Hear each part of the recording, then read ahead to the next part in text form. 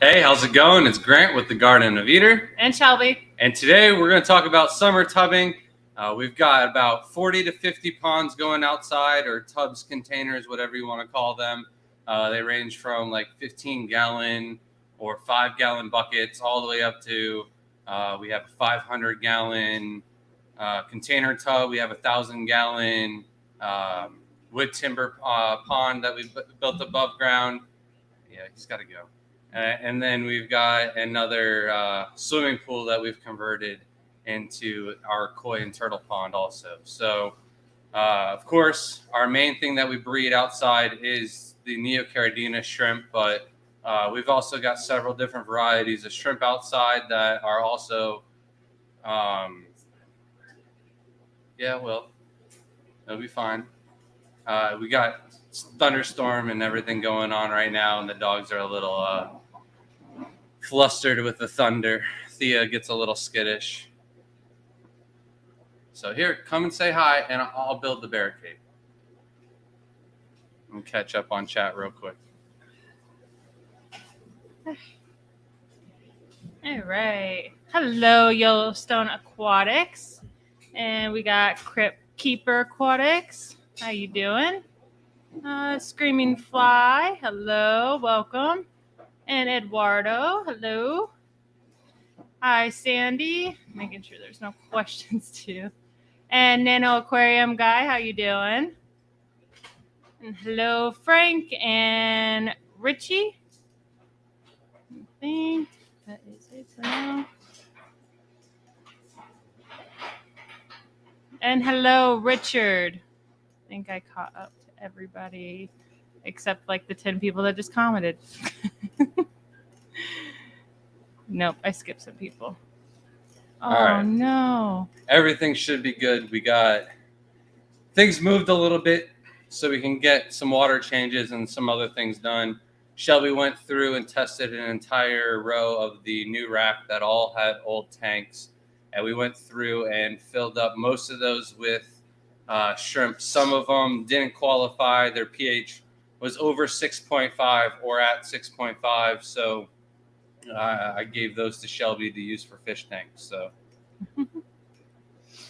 I lost my spot, so I'm going back through them all. If you just want to keep talking until I find it again. Yeah. So a couple of things that have happened this week.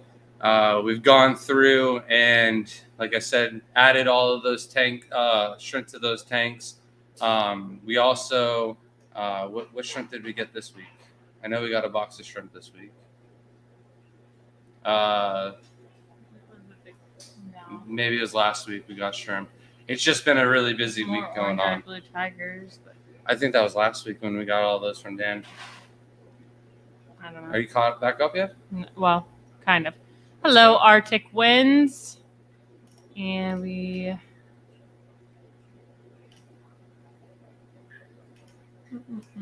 I thought you were there. Hello, Chris George. And there's a lot of people that came in. We got Scuba Steve. Hello. How's it going, man? Hi, 701 Aquatics. We got TFI Aquatics. Question real quick. Have you find the snake? No. No, I was more worried about Shelby when I realized she ran into the door. She hit the door. It's way louder in the original video, but Shelby put the voice or music over it, and it kind of dulls the sound of her hitting the door. And so I let it go. I was trying to catch it for Jaden, and then it headed straight in the direction of Shelby and Layla. So it was quite comical. If you haven't seen our TikTok, the Garden of Eder, it's on there. And we got Gary in here. Hello. How's it going, man? And Spaghetti Nona, Dr. Anthony, and Sweet Shot. Hello. And it jumped on me. I saw Scuba Steve said something when it jumped. I got to go in order. You're all over the place, so I don't know what's going on. What's new? Yeah. No organization. And then Dr. Anthony, I don't know if Facebook is the best way to get in contact with you or or what month is going to work out best for you. But when I was like, oh yeah, October works better, I forgot October we will be in Chicago for the Aquashella of that weekend. Chicago's Aquashella.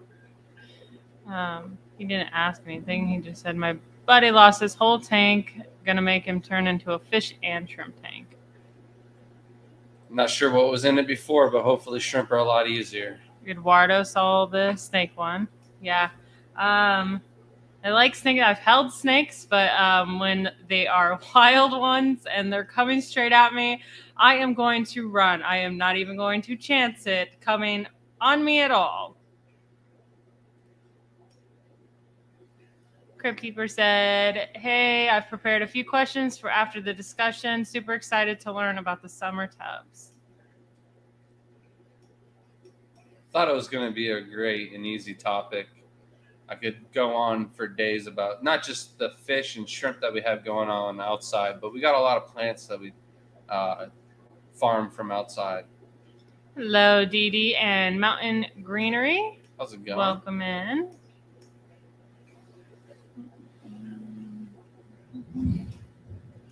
Big the thunder is loud. I'm sure. Hello, Victor. Said, hi guys, I saw you. I'm some shrimp on van. With some shrimp on van. There, maybe yeah. Well, thanks for joining us. And then not really a lot of talk about this week because we're taking a trip this week. I'm doing a talk in Pennsylvania. We're going to go to the zoo and the Pittsburgh Zoo and Aquarium before the talk. And then we're traveling up and then driving back. So I got to make sure the whole house is taken care of. Everything's getting water changed in the last 2 weeks beforehand. So that way I know there won't be any issues while we head out. So lots of water changes here and there. Dogs are getting all riled up. Says the snake probably lives in that huge staghorn fern you guys have out front. Huge bushes. We have the portocarpus bushes, and they absolutely love the bushes. So they're causing a ruckus. Hello, Stephen P. How's it going? Dr. Anthony said December is good if you will be in town. We should. Yes, December. It's a holiday month. It's my birthday month, so I usually don't schedule anything in December unless it's very local or like a must-go-to shrimp show. I just hope Aquashella doesn't schedule something in December. It's the second Saturday of every month, so whatever date that is. Oh, goodness. And if that doesn't work out and we have to maybe do like February or a different month, you get first pickings of next year, except for January. January, we already have scheduled for the Biggs, Mr. Chris Biggs. He's all the way up in Canada, and he works with Sandy at Seagrass Farms to come down, and he visits a bunch of fish stores and gets a bunch of footage for his YouTube channel.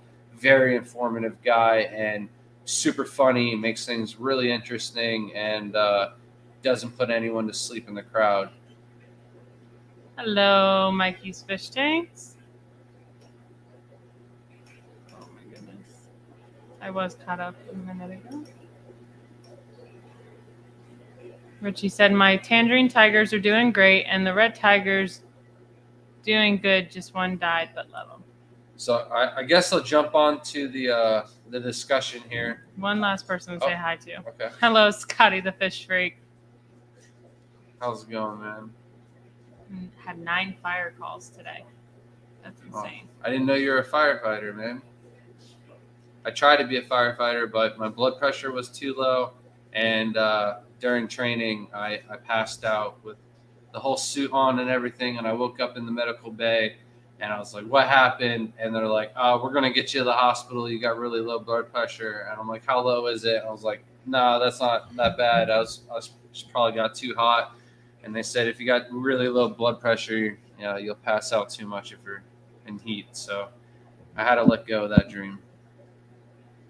But do we have something else? Mm-hmm. Okay, go for it. And hello, new local Austin. How's it going, man? How will you guys prepare for the heat waves and thunderstorms? So the heat wave is not really a big issue outside. So since the discussion's about summer tubbing, I'll talk about outside. For whatever reason, the fish, the shrimp, everything like that, as long as it's gradual increases in heat and not like going from 70 to 90 degrees in a few hours, the ponds do fairly well. I'm surprised, like even in the smaller buckets and stuff like that, where temperatures can swing a lot quicker.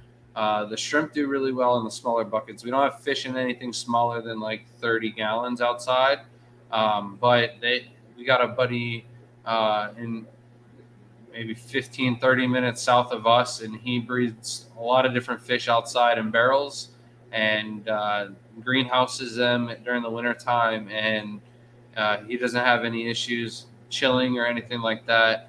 What we did do is put shade cloth. So like one of the things for algae is shade. We weren't really worried about temperatures too much, but the shade cloth kind of helps with that because the cooler the water temperature, the less algae issues you're going to have. So really all the heat issues are going to be with the algae, but we have the shade cloth to keep that down. We do increase water changes to keep that down, and it's not really an issue. The thunderstorms, we could get some flooding and stuff like that, but if the power gets knocked out, I think everything's all pretty planted out there for the most part. So if we lost power for 2 or 3 days, I think we'd be fine. And everything isn't like really overstocked. So if we had, we're bringing in thousands of fish and our power went out, that'd be a different story. But the shrimp don't really need a lot of oxygen. So it's not really a big issue outside with those two things. Scotty said, over 20 years, I don't go inside anymore because I had a heart attack. That's scary. I think he means outside. No, he doesn't go inside the burning buildings anymore. Oh, all right. Yeah. He's probably fine, but that would suck if he had to stay inside all the time. Thank you, Crypt Keeper Aquatics, for shouting out the memberships and the member-only stickers. Got those to still show. Those we do still have a few people. I'm hoping they come and chat today.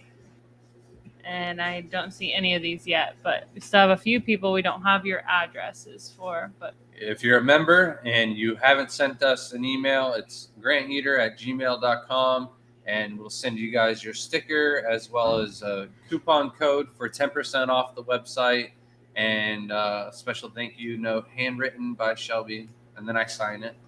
So that's a little bonus, right?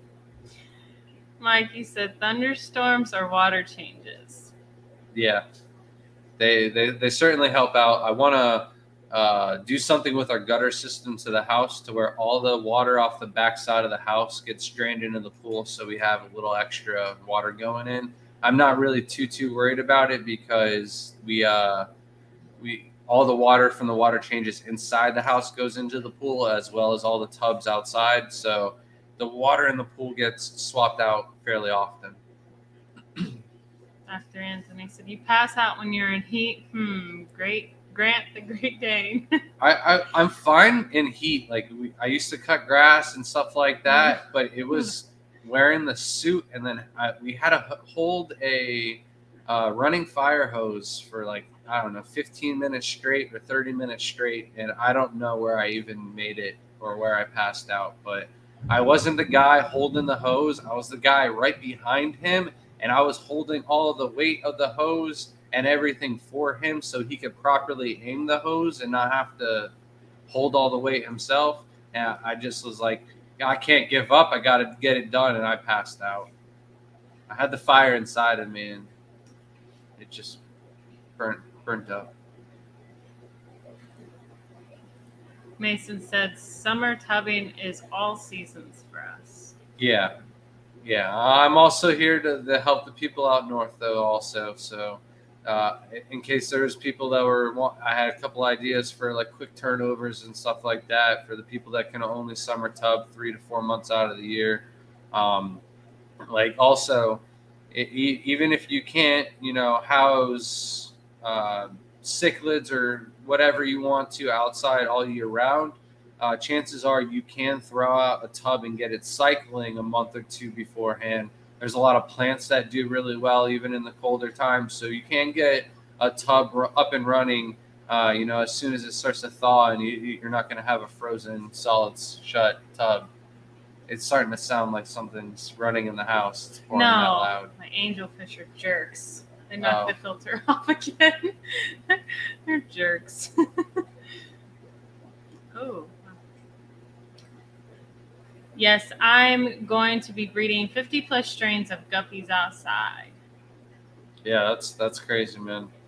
It's a lot of work. There's not really a lot of people in the United States that put a lot of effort into guppies, so it's definitely doable. Definitely better than snowballs. Thank you, Crypt Keeper, for putting the email down there. And Dr. Anthony, he does not get it. I didn't get it either. Probably. What did he say? I gotta go back up now. It was the Great Dane that you pass out. No, the buses. I got it. I just didn't want to be compared to a Great Dane. Spaghetti Nuna said last. Oh, it's probably not the buses. I think the dogs pass out when they overwork and heat up too, not just the buses. Or if it's a female Great Dane and heat, they might pass out. I don't know. Spaghetti Nona said last month my daughter passed out in an alligator pit at her work. I want her job. During feeding time. Thankfully, 3 people were in the pit that day and gators were lethargic. Thankfully, they feed them enough to be lethargic. That's scary, though. Are you in Florida? Or there's hot places everywhere. Yeah, I'm so used to just. There's a gator landing like Colorado. Yeah, in heat, a dog in heat. I got that one. All right. I was right. You're right. Twice tonight. I got the tallies of 2 school correct. Buses overheating and breaking down all over America. That's why we don't see them anymore. Scuba Seats said nice hat, Grant. Thank you. Original Tennessee Fish Mafia. Said, yes, my quarries go crazy and lay eggs, hoping my green lasers and snow white pandas give me a few batches. We need to take Layla's quarries, the albinos, out of this tank and throw them in one of the 10 gallons and see if they have eggs. Because I'm pretty sure they do have eggs every now and then, but they get eaten between the Danios, the angels, the quarries themselves, the rainbows. There's too much going on in that tank. Dee Dee said, when we had to train with a Scott Air pack for the prisons, you really can't understand how restrictive it is. They wanted us to experience keeping your head with low oxygen. That sounds terrible. When we went out to Mount Evans, Shelby couldn't take the low oxygen levels, but I was doing fine. I had no issues. Oh, I jumped. It's not too bad. Okay, I got it. We're good. Gary says, I'm keeping tabs on a different kind of blue bolt also. Go light. I was like, blue bolt question. For a second, I thought you were doing those cichlids. That's funny. The lightning strike ones. I can't remember what they are. I also, when we get back from Pennsylvania, we're going through the garage. The time has come. We need to add fish tanks out in the garage. We had several racks that I was going to start selling to make room in the garage, but then I was like, Shelly, did you want these for fish before I sell them? And she's like, yeah. And I was like, all right, it's done deal. So we kept all the racks, and we got a buddy that's local, breeds a lot of cichlids, breeds a lot of bristlenose, and then all the stuff that Gary carries as well. So we'll be carrying more fish. I'm not sure how many of them will be putting up on the site and how regularly or whatever. But thank you so much, Crypt Keeper. He was our very first. That's what we did this week. We shipped out our very first bag of dwarf neon rainbows. Crypt Keeper, he's a member. He ordered 6 instead of like a little candy because the candies didn't come in time. We had to ship out your fish.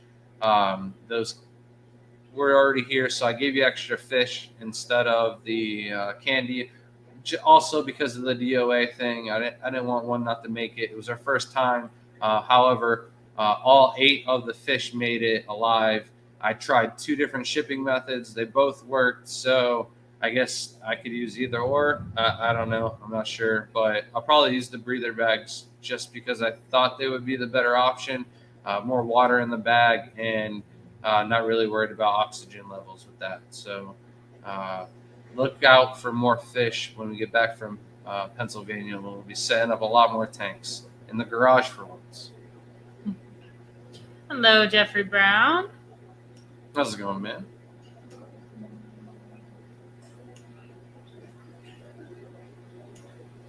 So then, one of the things we keep outside, probably the most, is going to be the Neocaridina. I think we have 36 tubs of Neocaridina outside. We keep a different color in each one. We were asked about heat.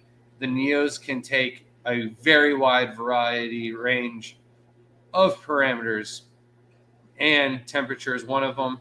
We've had them in as low as 37 degrees in the wintertime that we recorded, and then we've gotten all the way up to 93 degrees. We've got one black barrel.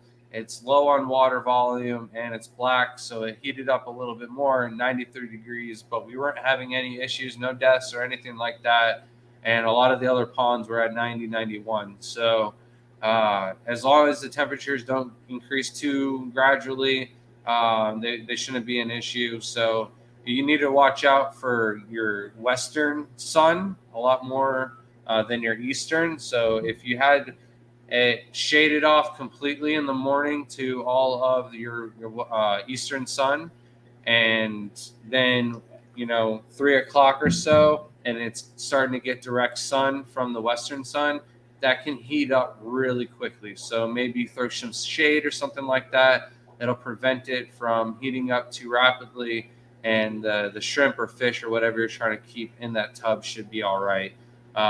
Besides the Neos, we don't do any Caridina yet. I've been talking for over a year and a half now about putting some tangerine tigers out there, but I wanted to get the rack video done, and then we lost footage on that, and so I wanted to do it a different way so we could rebuild the video and still make it a good video, and that's just taking time.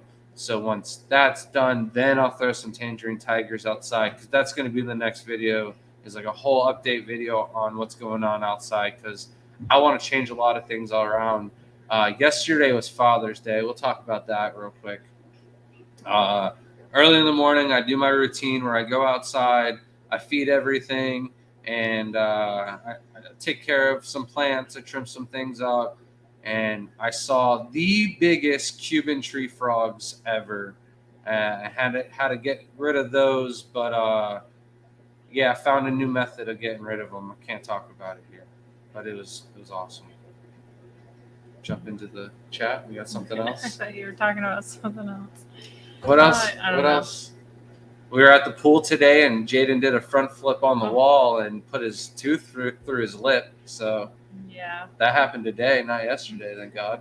We were only in the pool for like 10 minutes because Florida sucks and we get thunderstorms, and it'll be sunny skies after a thunderstorm, and then you go to the pool, and 10 minutes later, it's another thunderstorm rolling through.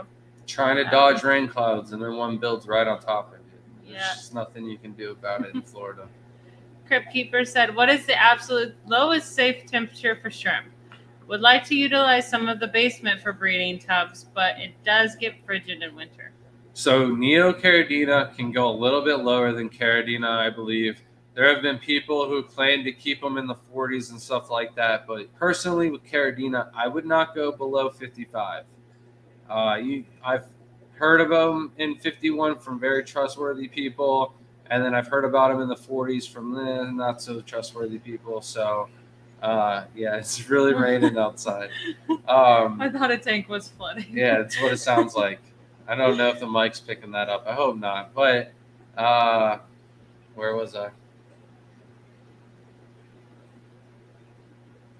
No idea. Oh, man. I hope somebody in chat can bring it back. Where were you? Oh, all right. So the absolute bottom temperature, It's on there. What am I doing? Would be 51, but for the Neos, as low as it can go without the water freezing solid shut. I've seen some Neos underwater, under ice, crawling right on the ice without any issues. The colder it gets, the lower their metabolism is going to go. They're not going to eat as much. They're going to kind of stay to their little safe spot in the tank. A lot of them might be like hidden during the coldest time, but warm the tank up, throw some food out. You'll be amazed how many of them come out of the woodworks. Then we're gonna. Crypt Keeper said those fish were all super happy and healthy, much appreciated. Cannot wait to watch them grow and color up. And that reminds me, I think Gary's in chat. Gary, how big do those fish get? Because when you sent me these, I assumed they were full grown. They were dwarf neon rainbows, so I just assumed that was going to be as big as they get, thinking that they were a dwarf. So Crypt Keeper says they got like 2 to 3 inches from the ones he had beforehand. So I was just curious, are these going to grow bigger on us? And he says they should color up a lot more too when they grow up. So Gary, if you could fill us in on that, that would be lovely. Don't put ice in my cup. Don't chew on it. I can't help it. Welcome in, Jamie. Said, can we restart? All right, let's start. I would love to restart, but I don't have that ability. TFI asked, do you guys have the colors in order of a rainbow? No. That'd be pretty cool. I did make the smart move, though, by putting color-coded zip ties on them so I know which shrimp are in which tubs. It's about as rainbow as we got. Mike said, tearing down the fish room to get windows replaced. 50-gallon brute trash cans are like $10. Could I use them? Where are you getting $50 50-gallon brute trash cans for $10? Because send me in the mall. I would love to get 3 of them. Last I checked, they were like 35 or 55 bucks a piece. But yeah, you can use brute trash cans, absolutely, man. And if you want to part with more orange shrimp, I couldn't let any of them go outside. I've got an open tub still, so if you want to let go another 10 to 20 of them, I'll take some. I got a couple buried ones, but I'm impatient. That's why I do shrimp, not chameleons. Mason said I have to deal with the Cuban tree frogs too. Yeah, I don't like to talk about it because it's like one of those things where some people are like, "Oh, I gotta leave the frogs alone," but even my kids were like, why are you doing that to the frogs? And I was like, because they're bad frogs. They eat other frogs. They do a lot of damage, and they shouldn't be here in the first place. And they understand. So we're all caught up. We're all caught up. All right. You want to talk about one of the fish that we keep outside that belongs to you, maybe? They all are my fish. I'm just kidding. We had the black mollies. What did you want to talk about? Just going on about different fish that we keep, and then I guarantee it's one of the kids. They're probably coming out to get water or something. But yeah, go on about the black mollies. Talk about them a little bit. They're good. I didn't think you were gonna say anything. There's not much. They're mollies. You throw them out, they breed. You feed them good, and they're happy. They're live bearers, so most of these people. They're really. I know, but they're really easy to keep outside. We've got 2 different kinds of mollies outside. We've got the tangerine lighter tail mollies and the black mollies. We have babies of the lighter tails. The black mollies have been jumpers. I just found that out the other day. There's been 2 jumpers, so I kind of got to drop the water levels in the hot tub. Yes, we keep them in the hot tub, but none of the lighter tails have jumped. So I'm wondering maybe it's because of the floaters. When I was talking about shade earlier, I meant to talk about instead of shade cloth or covering up the ponds, you could also put floaters on the tank, or lily pads would also work, and that would help shade out the pond, help with the algae. But the mollies seem to also do a little bit of work on the algae. I'm not sure if it's the mollies themselves, but we do have 2 ponds. Both of them had a little issue with algae. Mollies in both of them. Also, changing with the seasons, I realized in the wintertime we have a lot more issues with algae, and I thought the case would be different in the summer. The light time is a lot longer, and it's a lot hotter, so that's asking for more algae issues. But what I think it is during the winter, we lose so much to the freezes between livestock of copepods and snails and stuff like that, that I think it causes ammonia and nitrates and stuff like that to go up, and in case that's where our algae issues come from. Also, the stuff that eats and competes with the algae, their metabolism is way down, so they're not eating nearly as much as the algae is consumed. So getting Nona, it is not poor etiquette. You could shout out anyone's YouTube if you want. So her daughter has a channel. It's fully submerged, and Instagram fully submerged. Scuba, probably TikTok and Facebook, but she doesn't have those. She's a scuba instructor, and she works with alligators. That's awesome. I can only hope our daughter does something cool if like she's that. a scuba instructor and she's within like an hour drive of us, I want to get the kids scuba certified. Jaden can't do it for another 2 years, so. But I was scuba certified when I was 12, and then got all the way up to search and rescue by the time I was 15. So, and I said to Shelby, I want to get it done this year for her or next year, whenever we have time. Time seems to be the issue. Mm-hmm. Gary said they get about 2 inches in about 6 months, then grow slow even more, but will top out at about 3 inches. So they got like an inch and a half to go. Richie just said, just got some Medaka, I hope I said that right, eggs from Japan. Hopefully they hatch and grow good. I heard you got some. We have some daisy rice fish, and then we have some platinum blues. We want to get the Medakas. There's a couple different. There's the black Medakas and then the orange, I believe. But they're very nice. Rice fish. Yeah. Okay. I'm bad with the Latin names. How's it going, Jay Oliver? Nope. Do you have plans on selling rice fish? Yeah. Gary is breeding out rice fish. I told him to step it up a little bit. He only gave me enough that I wanted to keep for Layla. Layla really likes the daisy rice fish. We got her 5 smaller ones, and they really didn't have the color that the ones that Gary had, so I kept those ones for Layla. We were working on breeding them. So far, we don't have any luck. So, Gary, since you're here, I don't know if you want to help out with your expertise, but we do have 2 of the proper mops for the rice fish in there. They're not the yarn ones. They're the stiffer, I believe. Like, we were at the flea market a couple weekends ago, and I saw cheap bristle sponges, the bristle pad part of it. I believe it's just that cut up on a pool floaty for the rice fish.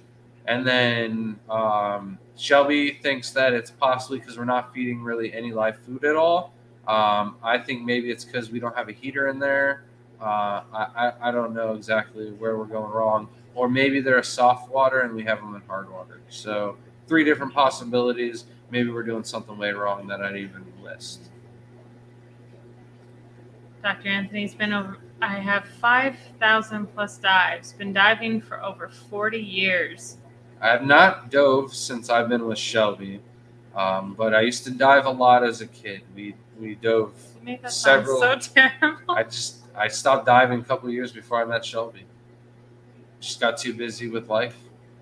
But when I was a kid, my parents would take us all over different springs and the Bahamas, and I got caught. At one point, I was going to go for master diver and be a scuba instructor, but different plans in life. So Spaghetti Nona says her daughter is in Melbourne area, and you can do most of it online. Let me just tell you, she is living my life that I wanted. Melbourne is my favorite area in Florida for sure to visit. Don't know about living there, never lived there long enough, but every summer went there. And feeding alligators and diving sounds like a dream. Richie said that his are outside and produce like crazy. The rice fish. Mm-hmm. I just don't want to put them outside. I like them inside. They're one of the fish that the kids like.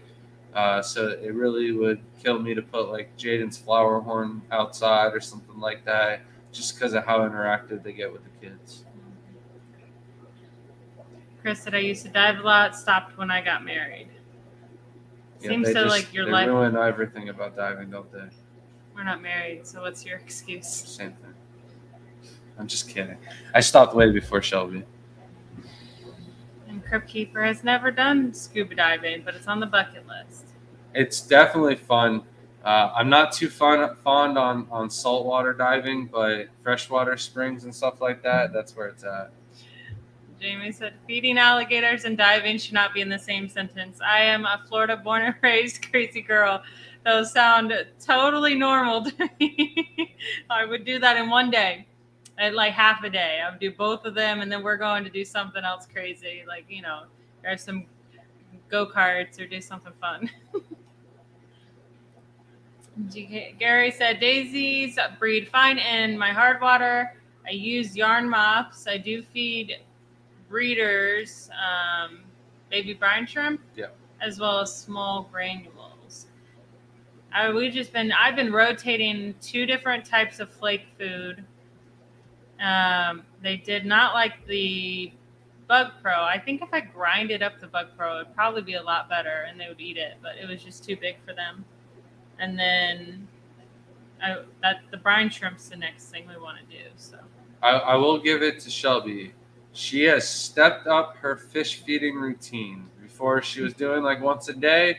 Now she is doing twice a day. She's even hitting some of the babies a little bit more than that.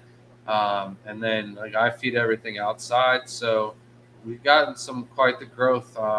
Next fish on the list that we should talk about are the parrot polar blue cichlids. Those are way smaller than I thought they would be able to breed, but it looks like we got 2 different batches of babies already off of them. We've only had them for like 2.5 months. They're super personal. They were a little shy at first, but now they already know if I'm hovering over the top of their pond that I'm coming up to feed them, and they rush to the top of the surface, kind of like stay in their groups. They're in a 1,000-gallon pond, so kind of got like their clubs that they stay in their corners, but they're really cute. The babies are just as cute, and it seemed to be really easy. I didn't need to throw anything in there for them to spawn. He said his room is at 77 degrees, but is that the tank temperature? Because our tank is almost there, but our room is at like 70. Our room's like 74. I mean, in the house? Yeah. It's been so hot out, the heat index, when our AC was installed for our house, it was installed and it was like the bare minimum basically because we added on an extra room afterwards. So it wasn't right for that heat index or for this heat index. It was fine up until like 2 years ago. Now it gets like 90 degrees at 9 o'clock before like a couple of years ago when I did landscaping, it wouldn't get 90 degrees until like 11, 12 o'clock. So you can get a good chunk of the workday done before it got blistering hot out, and it wouldn't be that bad after that. But now I feel so bad for those guys that work outside doing manual labor. It's hot right off the rip sometimes. Chris said, my son is certified, though never had an opportunity to dive with him, though. Got to make a pact or put it in like writing to do it before the end of the year. And Dr. Anthony said, I met my wife diving. She was a research volunteer for me in the Red Sea when I was doing marine fish research. Now that sounds like a movie. Sounds like your life sounds like a movie. Visiting Peru all the time, met your wife. She's volunteering. We're just going to have to make a movie about you. And welcome in Guppy Beast. And have a good night, Frank. Thanks for watching. Mason said the polar blues start breeding at 1 inch. Well, then I should have more babies breeding because the babies are already at 1 inch. That's crazy. And Tim is here. Hello, Tim. How's it going, everyone? Gary said, I feed twice a day, tetracolor tropical granules mixed with extreme nano and a salt grinder in the staple in my fish room. And tanks sit about at 75 degrees. Yeah, we need to get the tetracolor granule. They seem to be a staple for a lot of breeders. Mm-hmm. How's it going, Ray? Crypt Keeper asks, are there any plants that you find do best for short growing season if were to set a summer tub for just plants to grow out? Yep, I had 3 on the list. We got guppy grass, hornwort, and anacris. Anacris kind of on the end of the list. Hornwort is kind of second. Guppy grass is by far the best one. It grows so fast for us. Full sun, hot water, no problem. Low water changes, lots of water changes. Guppy grass is just going to thrive. It can float. You can also plant some of the stems. It'll send down roots. It'll try to root itself. It's just a really great place for babies to hide out. It'll take up a lot of nutrients out of the water, and it's just overall a great plant. And then floaters, frog bite, water lettuce, and water hyacinth. Or I can't say that. Did I say it? You say it. Yeah, I think you said it right. The last 2 are illegal to ship across some state lines, so maybe it's hard for some people to get. I forget where we were, but I believe we saw water lettuce in one of the fish stores. So it just depends on your state. But those are all really good plants. I guess it was 6, but I had 3 for each category. And Guppy B said those red Sulawesi, or however you spell that, breed like Neos. I've just taken a liking to those. They are a little bit harder than Neos. They don't breed as fast. They don't have as many babies, but they need harder water and they need a higher temperature. We breed them in 8 pH and 80 degree temperature and around 200 to 220 TDS. Have you guys tried pearlweed? I've seen some videos of thick mats of it being grown in outside tubs. Was thinking of trying some. No, haven't tried any of the pearlweed. We do several plants in our grow beds like Monte Carlo and stuff like that, but never any pearlweed. So Mikey said my AR just exploded when I moved it outside. And for some reason, my brain, when I read this comment, I thought he said AK because I've been watching all these gun videos lately and people like shooting at these rallies. And I'm like, why did he bring an AK outside? And it's blowing up everywhere. Oh, man. Yeah, it grows really well outdoors. We have the purple variety out, and it grows up and over out of the tubs for us. And he said he's got pearlweed exploding outside as well. Man, we didn't see any of your AKs tubs and weed outside, did we? Did he show us a tub outside? I can't remember now. No. I might have to get some pearlweed if you got some more shrimp for us too. Oh, that's who that is? Okay. Yeah. I don't put 2 and 2 to get that together. Guppy said 80 degrees. That's hot. It's what they need. They're super sensitive. The Sulawesi shrimp, they're super sensitive in shipping because if their temperature drops below 70, expect some losses. Mm-hmm. He said, no, it's all fresh because I'm tearing down. All right. I was like, man, you're holding out, huh? Keeping all the secret stuff out back. There's other plants. There's other plants that do well outside. Crips. Yeah, crips are great. Any? Yeah. They don't really grow really fast to offer a lot of spots for hiding, but they do really well. The Anubis does really well also. If we put I guess that's a crip still. Crips spiralis outside, that would do really well. Yeah. Any hardy plants will do well. Jungle Val would do really well outside. Anything grows fast in a tank will definitely grow 10 times faster outside. I saw it outside, Mike. I didn't know if you had something else already going or if that's what you're talking about. When I saw that outside, there was nothing in it. So Cryptkeeper asked, unrelated question. Is there a remineralizer I can use for both Neos and for my community tank? Now that the RODI is set up, I'd like to switch all tanks to it. So that's a costly move. I wouldn't necessarily do it. If you already have everything on tap water, keep them on tap water. But you can use salty shrimp GH, KH plus, as long as you weren't worried about the pH of your community tank. We use it for several different things, including our axolotls. So. Mason asked anywhere to get the Tetra color granules in bulk sizes. So I don't know if you're in the Tampa Bay club or not, Mason, but if you are, you can get the discount for the Florida Fish Farmers Aquarium Co-op. They have it, and I think they have it in the big tubs as well.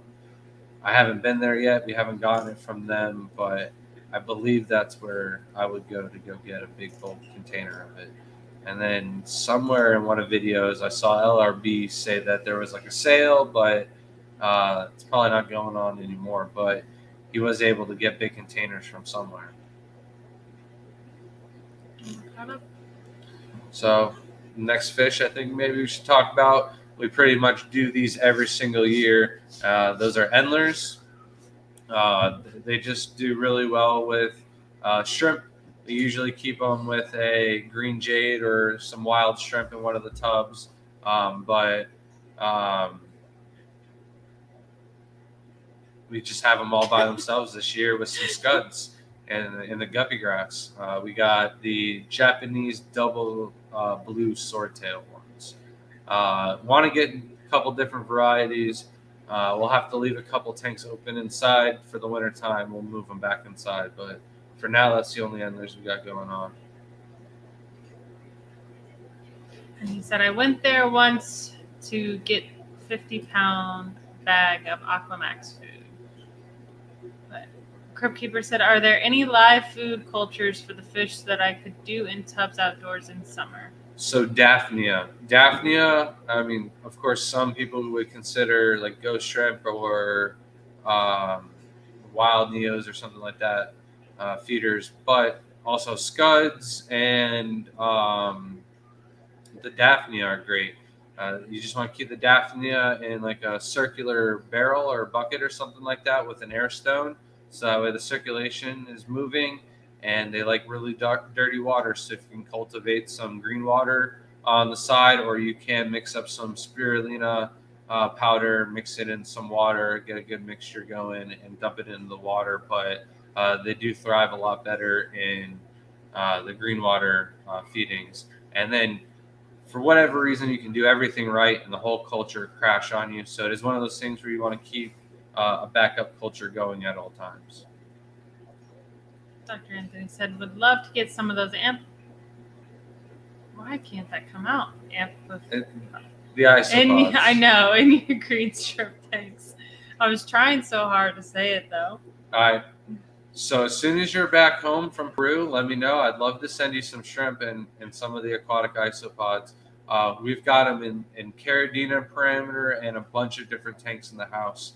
I don't know why we haven't gotten around to putting them up on the website, but finding out as I'm getting into my 30s now is time is the most valuable thing in the world for sure. And Mikey said Neo coals for feeders. Yeah.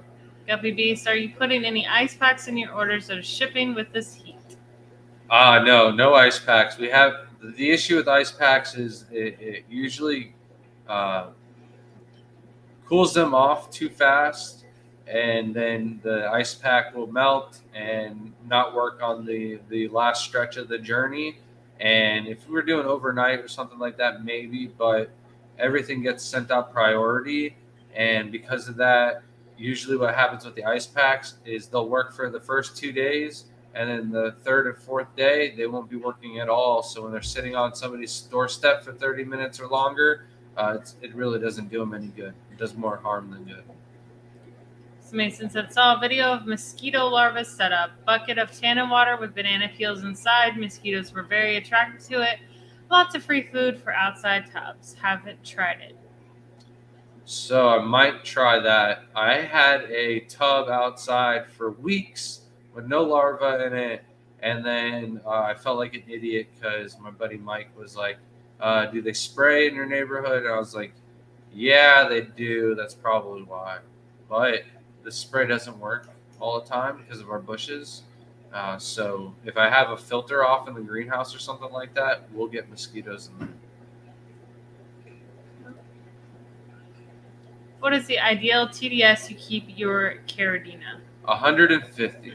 Now, depending on who you ask and the breeders, it's all over the board. I do like the German style method of keeping shrimp is at 150 to 160 TDS.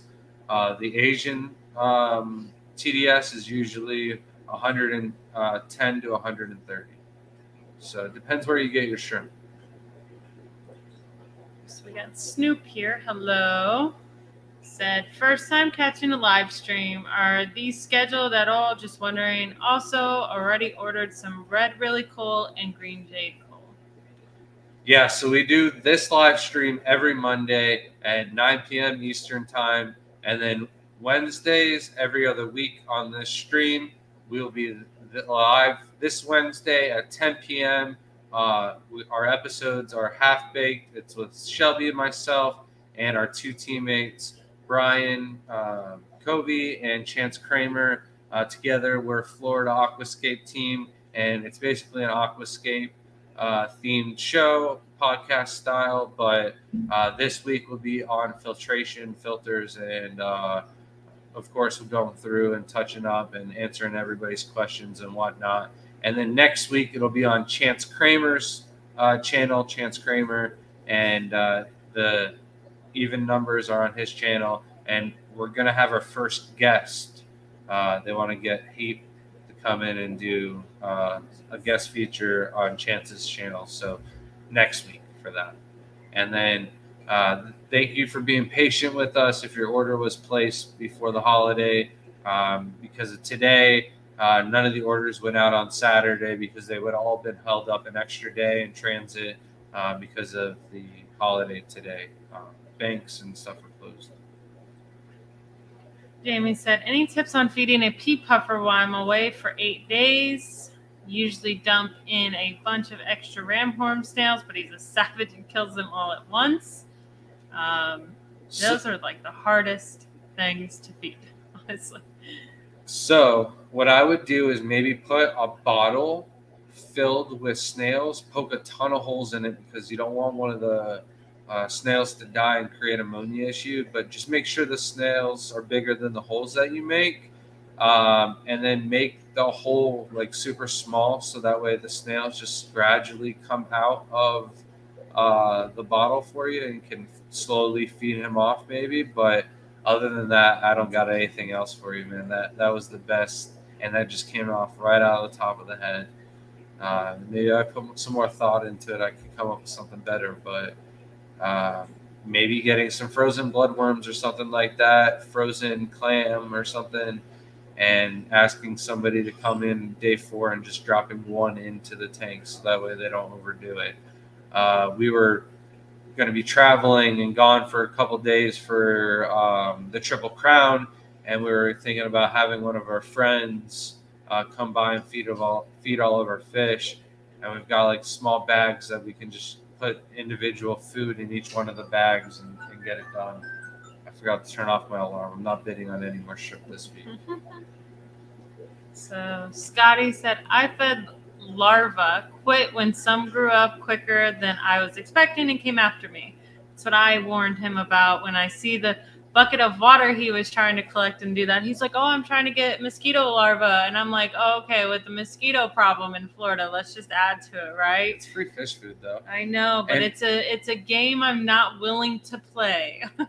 And we did get shrimp this week. We got the golden calcias. So I said calcias, but I thought I got confused because I moved the black calcias from the bedroom to out here, so I didn't know if those. I just got confused if we did. But we're caught up in chat. All right. And then the next fish that we've got outside are the swordtails. If you got the trend, a really quick turnaround fish that you can do outside, even if you can only do 3 or 4 months out of the year, are going to be live bearers. Guppies, endlers, swords, mollies, platies. So swords, we always have some swords in the pool. They don't really breed that well. I'm sure some of them get picked off by the koi fish, but we do have a bunch of babies right now in one of our tubs.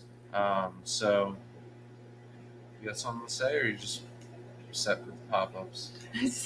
There's someone inviting Jaden to play Xbox like every 3 minutes. So. Uh, Oh. That's Hello, new members. Snoop. I'll get this down eventually. Thank you very much. Where's the sticker? It used to you be like hid 5 it from us. seconds longer. No, I did not. I put it exactly where you put it in the first place. So we'll get this one out to you. We'll get you a code for 10% off the website. So thank you so much for supporting us. We appreciate it. You guys are supporting the dream. Hopefully one day we can do this full time, not YouTube, but the keeping and breeding. It's a really good job when you can do something where you don't feel like you're actually working, and then you're actually not working another day of your life. Poor old Shelby over here, she's still a slave to the retail overlord. So every membership helps me convince her that she can take that step away from doing that. But we got a couple things we want to tackle, knock off the list before we pull that trigger, but it's coming. But Snoop, I put down the email. If you could send your address and your real name there, unless it's Snoop, that's pretty cool. Then so we could send that out to you, preferably by tonight, so I can send it out tomorrow with the rest of them, because we had a little setback on delivery time. But they are ready to go. Mikey said, I froze a bunch of tadpoles for my cichlids. So we go through the ponds, the shrimp ponds, and we catch as many of the tadpoles out as we can when we're going through and getting orders, and then I throw them into the koi pond. The koi fish snack them up. Also, crawfish. Crawfish are great for eating tadpoles. That's what we should do, is look crawfish in the tadpole ponds.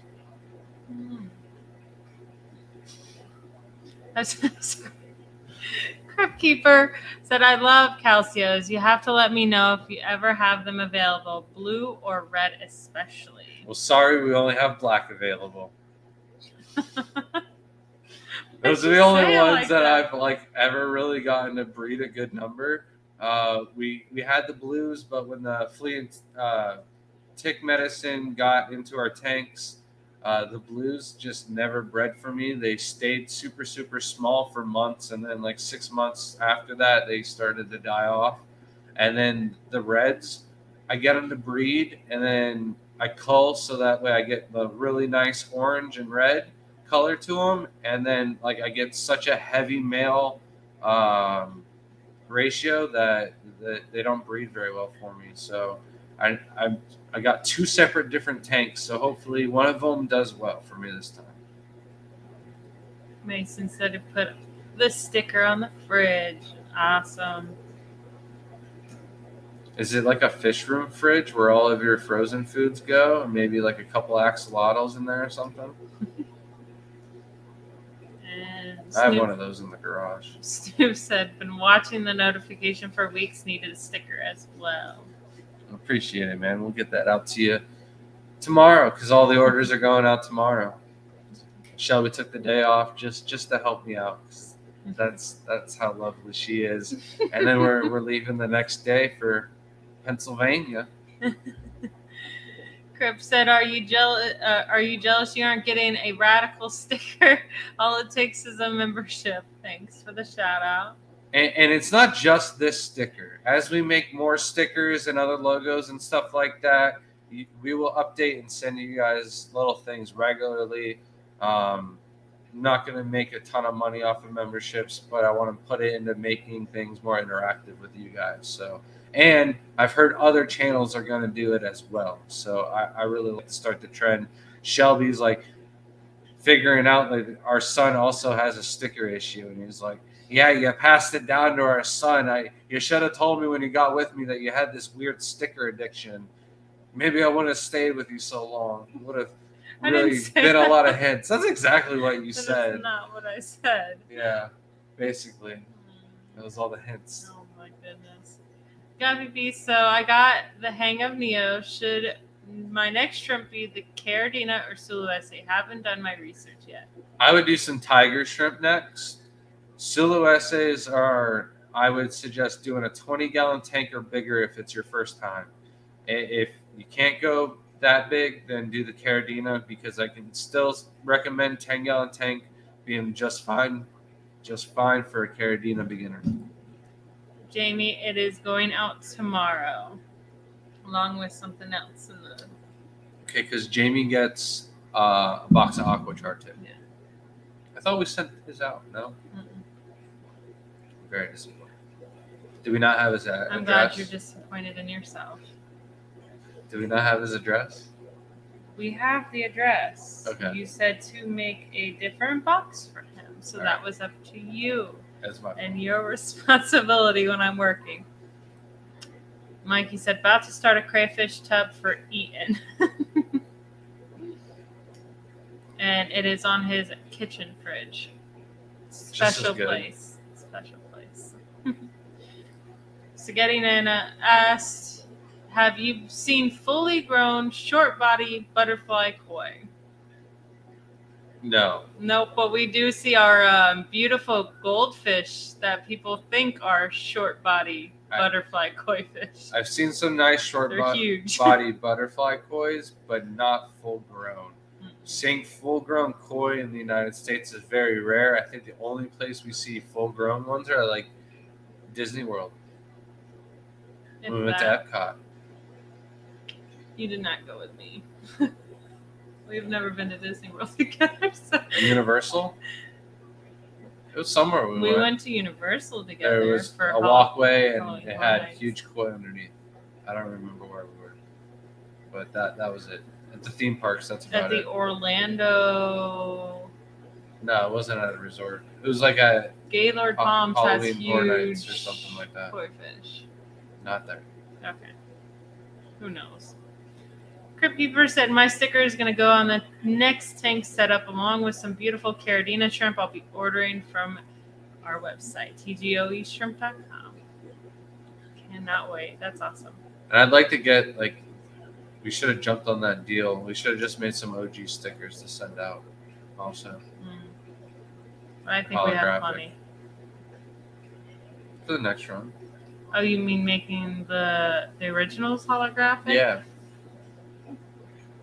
Maybe like the tank one. I don't know about the flower one. For like people that are like Suluese members or Caradina members, you know? Mm-hmm. Scotty said, I'm excited for my sticker. And your plants will go out tomorrow too, man. I am so sorry for that. I don't know what happened there. He also messed that up. That's his fault. I'm just kidding. It was probably both of ours. That happens if I'm doing all the website orders and then I go through PayPal. I might have skipped right over because there was a Scott that had ordered at the same exact time. Mikey, can you do Opa Ula in a saltwater tub? I'm not sure how high the temperatures can go on the Opa Ula, and I'm not sure how high the salinity can go. I do know that there's a buddy of mine who has Neocaridina in his clownfish tank, which is a saltwater tank. So it's super salty, and they're living for quite some time. But I'm not sure on the Opa Ula exactly how salty they can go. Jamie said, did you just say your kids like stickers? Yeah. Oh, kids like stickers. Yeah, my kids have taken on my sticker addiction for sure. Yeah, we had Layla when she was real little. Every sticker she'd get, she'd put it on one of the dresser. It was an old one, so we weren't like upset, but there was like 50 stickers on that thing.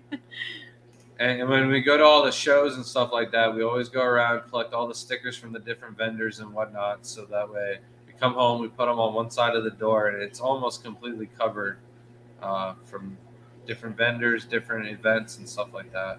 It's insane. We still have like 30 stickers to put up. There's some in the truck, there's some in my purse, there's some in the back. And then I really like this idea, but I'm going to have to take the sticker off because every time I'm filming, and you'll probably notice it in the next video, you see this shrimp in the glare That should be of the video. the next So giveaway. No, we narrowed it down too much. Gonna have to search for it. Scotty said, I'm more excited for the sticker. well, I'm going to hook up the plants, especially the guppy grass. So Snoop said, just sent you an email, which I did receive. My part of PA is that Pennsylvania? Where is that? Doesn't have a good selection of shrimp, are always sold out every time I'm off work and can never pick any up. Well, we will be in Pennsylvania this week, so I'm not sure where you're at. I can email you the event since we have your email. It'll be 7:30 on Friday or something that I'm speaking. So I'll have to look up. I can't even remember the club right now. You bring up the next. The one we're just going to this week. Yeah. Yeah. It's not 7:30. We're in. Oh, you mean at night? Yeah. Thought you meant the date. I'm sorry. No. I'll look up the event. You can move on. Oh, did it just delete that? What just happened? Oh, here we go. I thought I deleted a comment. That was weird. Just got a pre-used 25-gallon from a family member as well. She had saltwater fish. Best way to clean that bad boy. So there's a couple different ways, but I've heard vinegar is a really good way to take care of. And I use razor blades. A lot of people don't suggest that because you could scrape it up. But if it's that bad with the salt, you might want to. But just make sure it's constantly wet and use the little razor blade. I use the ones that are made for scraping the fronts of tanks. And they make plastic ones as well. A lot of people use sponges, but they'll scratch up the tank. You won't ever see it when you fill it up with water, but you'll see it when you drain it or it starts to evaporate. You'll see, but that'll probably be your best way. All right, so we will be at the Greater Pittsburgh Aquarium Society this Friday at 7:30 p.m. If you guys need the address or anything like that, comment down below or whatever, and I'll put it in the comments at the end of the video. But I'm not bringing any shrimp for the auction. So if you do want some shrimp from us, you're going to be there. I can pre-order them, and then we can bring them with us. So that won't be an issue. Yeah, I know. Mikey said, want to trade me some Ula for the Orange Neos? We can find out how they do outside. I was speaking more to being tubbed than actual salinity. Yeah, no, we can do that. I can do. They're $4 each. If you want to do shrimp for shrimp, just let me know how many you want to do. I'm about it. Also, if you want to come over the house in the next 2 days before we leave to do that, let me know, or else you got to wait until like Monday next week. Scotty said we'll be in Pittsburgh. And hello, Zen Ginger. Welcome. Keeper says, you know the best part of when a kid gets a hold of his stickers? When you remove the sticker, you're still not done. It leaves the residue. That is really fun to clean off. Yep. Found out you either have to have really, really hot water with Dawn dish soap or 90% alcohol. Both of those take care of stickers really well. We learned the hard way with fish tanks, putting on people's stickers. Especially the shrimp competition. The glass isn't an issue. Yeah. Yeah. Got to razor blade it off. It's not fun. And hello, Lonnie. Welcome. And Jess, how you doing? We're so busy today. I never even jumped. I was gonna say hi and stream. Totally missed it.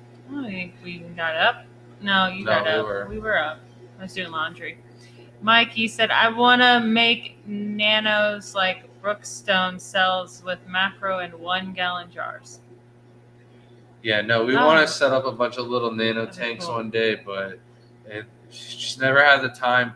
I want to make like a little tiny workshop in the garage when we set up all the tanks around the aquascaping supplies, and then just have like a little workshop bench where I can set up tanks like that and not have to pack up Shelby's tank and bring it to shows. We can just set up a little tiny one with the kind of plants that we have available. So when people are like, oh, what's this kind of moss? I can just point to the tank, because we should have brought twice as much weeping moss with us to Aquaticon, because her tank just sold it.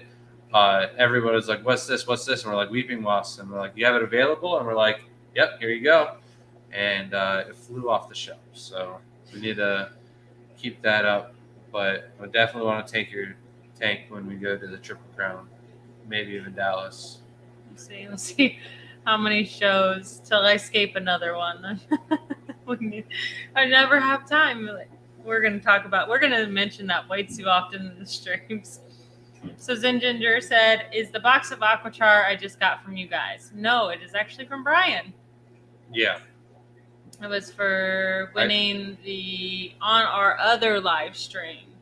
Yeah, you got Chance's Crypt, and Brian asked for the address to send you a box of Aquachar also. So, which is a very rare crypt, and I'm very jealous. I saw it the next day, and I was like, wait, that's the one who was given away. I'm so mad I didn't enter. So enjoy it. It is a really beautiful crypt. And rare in the hobby, so they don't even have them out in the wild. Apparently, there's not many left. So you stop moving your leg. It's relaxing. So Mikey said, "Now we had, oh no, Corona recently. I'm locking down for like a month. I'll get up with you though. Thank you for that. Yeah. You know how many people just go out after telling us they had COVID like 3 days ago? They're like, yeah, we're out here partying." Gary said, WD-40 takes off sticker residue, then alcohol to remove the oil.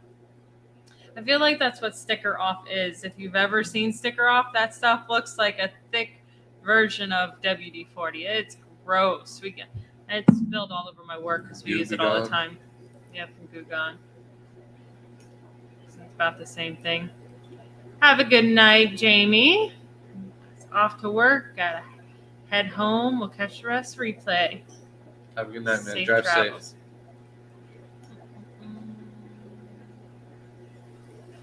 And Zen Ginger said, oh, okay. I didn't know that was a separate thing. I knew y'all were there. I thought maybe it was supposed to be sent with my sticker from y'all, but that makes sense now. Thanks. Yeah, no, I told Brian I would send it to you if you just wanted to send shipping, because I already had something going to you, but he put it in with Chance's, I thought. But I guess he sent it all on his own. Sent it. Yeah, he probably didn't want to forget. Work back up. All right. And the only other fish I think we have outside that we haven't named are the carp. But there's a lot of the koi.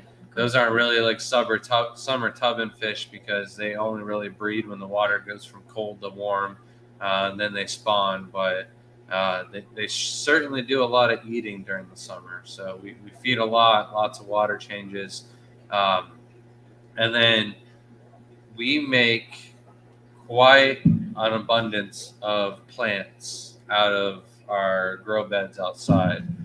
We grow a lot of different swords, the red Rubens, the flame swords.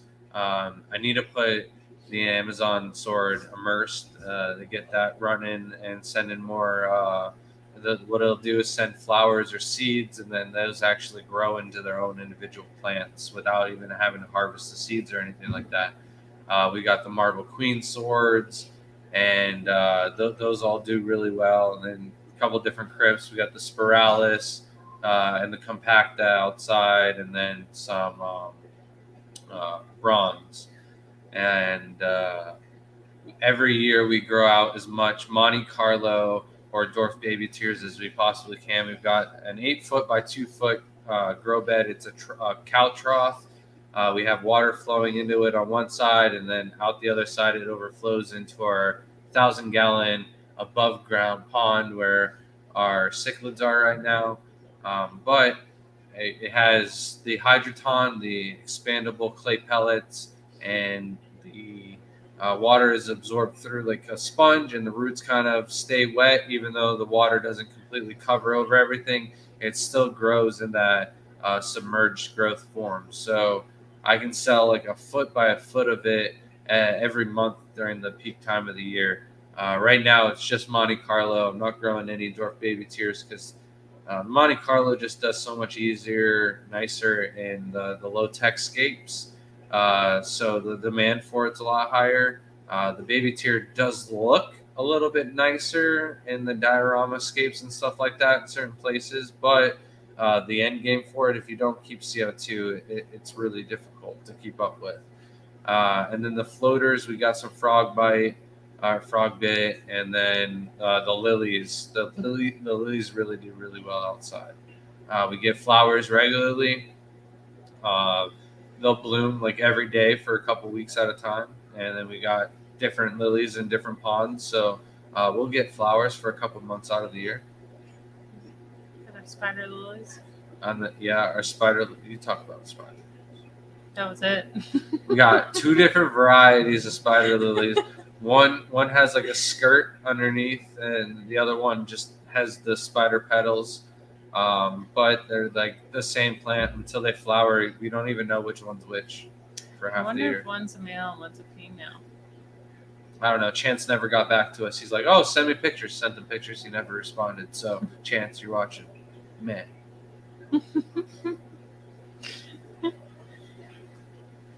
And then what other plants do we have outside, Shelby? I think you named most. No, what plant did we just put outside, and you want to put the rest of them out there? They're your plants, so I thought maybe. Oh, my black magic. Yeah, we've got those growing in 2 different spots outside, and taro plant. Yeah, I remember things, but it takes me an extra second. It's like I'm the old dial-up AOL, right? The older I get, the longer it takes to remember. One of them I thought would be really nice if I took it from Shelby without her knowing and move it outside and put it in one of the floating flower pots. I said, yeah, that's fine. I was willing to take it even if you said no. You probably took a big still one. Going for it. No, I took the small one. I wanted a small one with a nice root system, and I wanted to put it in. We had a floating plant box. The second one you didn't. You took without my permission. I think that's what it was. The first one. I took one with asking her, but took a second one because that's how it works. Mm-hmm. And I put that into its own separate floating basket out in the turtle pond with a bunch of hydroton in it. It's super light, and I thought the roots would be able to grow and establish in it, and it would be a nice little floating pond for the turtles. However, I feed them twice a day. I fed them in the morning when I put the pot in. I came back out there in the evening time to feed them again. And one of the turtles went into the floating pot and knocked out more than like 80% of the hydroton all into the pond, and just made it a habit of going in it. So I was like, all right, this isn't going to work. I moved it into one of the red cherry ponds, and then all the hydroton over time gathered up and gained water, and it started to sink. So I moved it into a separate basket where it's growing out, but it's so much color outside than it has inside.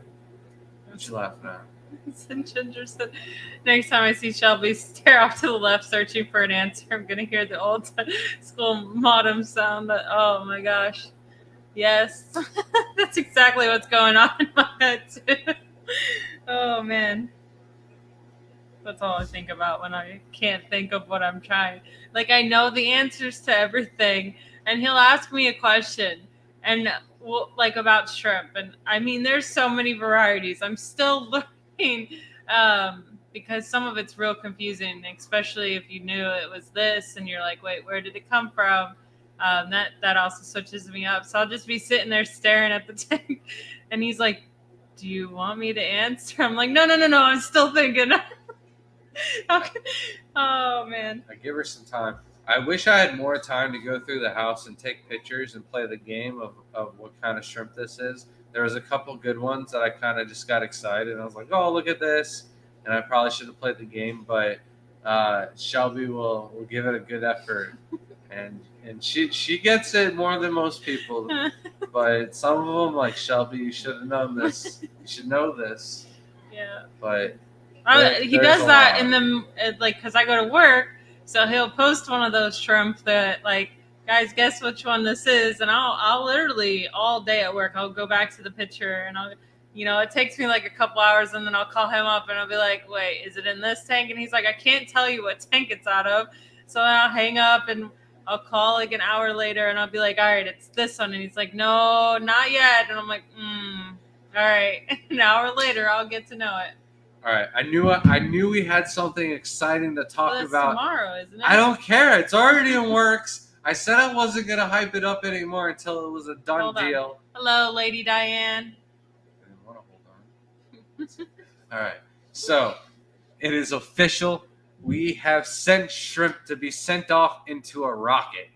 So they arrive safely to our Polish friends. They're gonna give them a good old Polish tower. And they're going to send them up in a rocket, and then they're going to come back, and they're going to ship them back to us.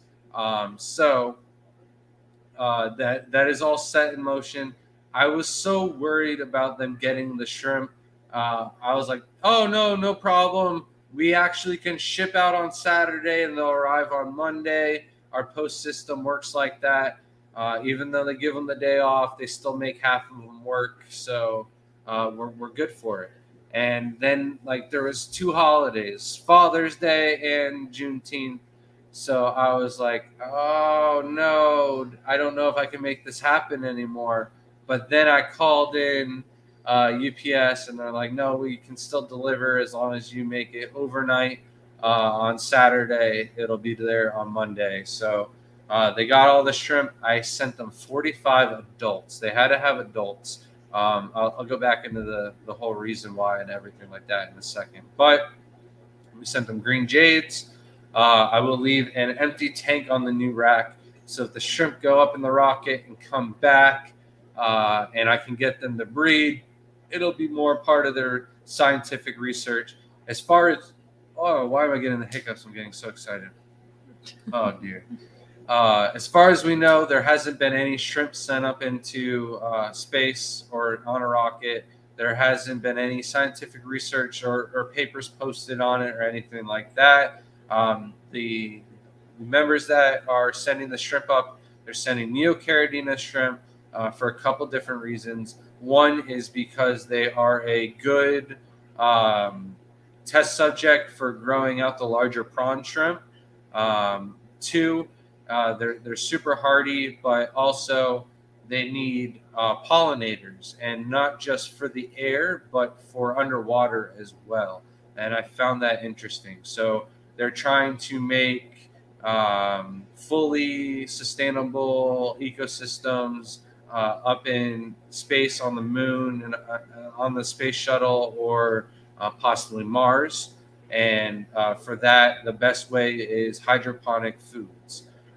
So they're using shrimp to manicure and maintain the roots, the biofilms, all the good algae and stuff like that. And then they're using... Don't ask me. I'm sorry. I lost what you were saying. Honeybees as their pollinators in the air. So they're sending shrimp and honeybees up in the rocket. And what they have to do is they put them to sleep. The stress of the G-force and everything like that is just too much on the reproductive organs that while they're awake, it just the immense stress will cause them to go infertile. So they put them to sleep, send them up, wake them up. I don't know if they're going to be sending them up and then bringing them down and then they wake up on their own, or what they have to do, or the whole process. I'll be getting more on that later because, like, if they kill all the shrimp, euthanizing them or whatever, I'm going to be like, just send juveniles. I swear they can take it. They'll be more hardy.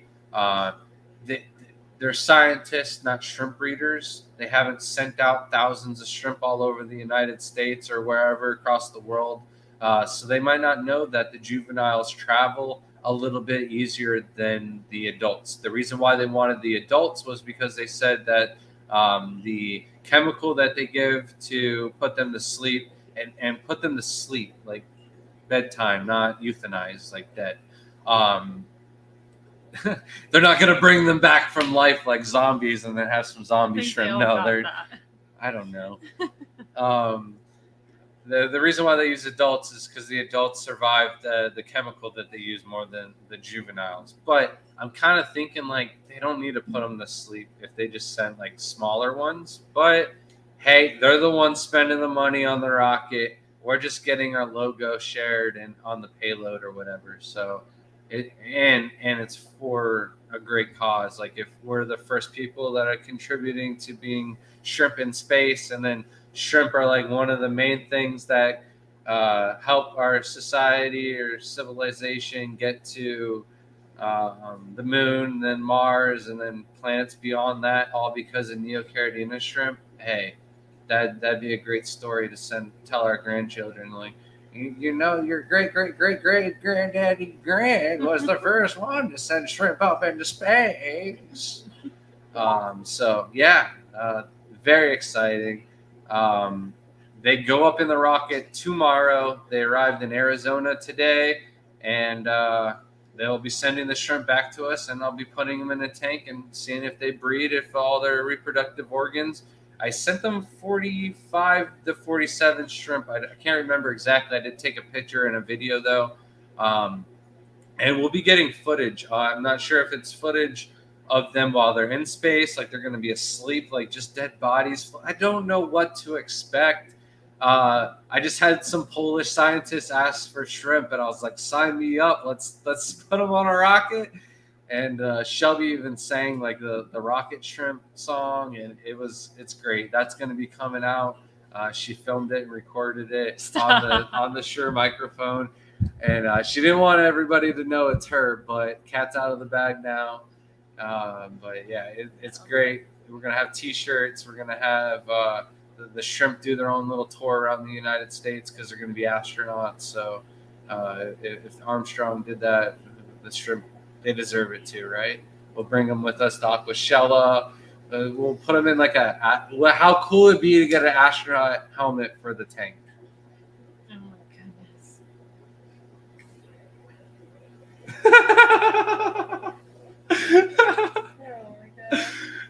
Do we have anything else to talk about in chat now? But anyways, don't even know if you knew, because I stalked their pages and needed to know if Grant was getting scammed for free shrimp because someone just wanted to post an elaborate story. So, you know, I had to do a little research just to make. He's like, yeah, I'm going to send these to space. And I'm like, what? Yeah, who are you talking to? But everybody I told, they're like, you're joking. I'm like, no, like for real. Like I'm sending my application to Elon Musk as soon as I get back from Pennsylvania. Like, well, we're getting these shrimp up to Mars. That's the goal. Next 10 years, let's do it. But anyways, they have done research on Neocaridina. So they actually have a fake spot where they kind of do. Yeah, it's like a fake thing where you see it in movies all the time. They actually set up all these plants and everything, and they put Neocaridinas in there to kind of mimic of what they would do on the moon here, and it's like to mimic what they would be doing, and they've already done that. So then now they needed to send some up. They most likely are not breeding for them. Who knows where they got the first ones, but yeah, it doesn't go into detail, but there's like a whole post about it, and there's 100 people that entered into this rocket thing. So each one of these people do different things. So it's pretty cool. But I go back up in the chat. And Zinginger says she has to go people all day. She needs to turn off when she gets home. It's not her fault. Yes, I do all the time. There's so much that we do overall besides just me going to work and having to deal with that all day and the stress that creates, and then come home and then have to do a lot of things that, yes, I would like to turn it off sometimes. But everyone's sending out space rockets for the shrimp rockets. Yeah, I'm really excited for it. I think space exploration. Oh man, exploration is so cool. I can't talk. I'm so got the jitters about it. But something could always happen. We can have something worse than COVID, or Putin go crazy and just pull the trigger as he's on his way out. And then we would have wished we had a colony on Mars. Could have came back and helped us out with our radiation poisoning. So Crypt Keeper said Glass Garden makes a bee pollen shrimp food. Was looking at it earlier today. Any experience with it? No, and I probably won't have any experience with it because we will have our own bee pollen food coming out here in the near future. I'm sorry if you thought that It's gonna be after I bees said knees. that was going to be... What did you just say? It's gonna be the bee's knees. Oh my God. Is that going to be the name of it too?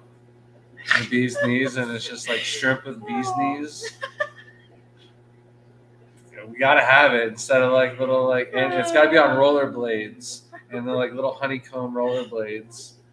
Every little detail I give her, she's gotta do it. Shrimp riding on a bee holding its wings. But sadly, our labels for the free food won't come out, so you'll have label-less free food for the orders over $50 going out tomorrow. It will not be bee pollen, but we're gonna work with a local farm here to get some organically sourced local bee pollen to sell on the website.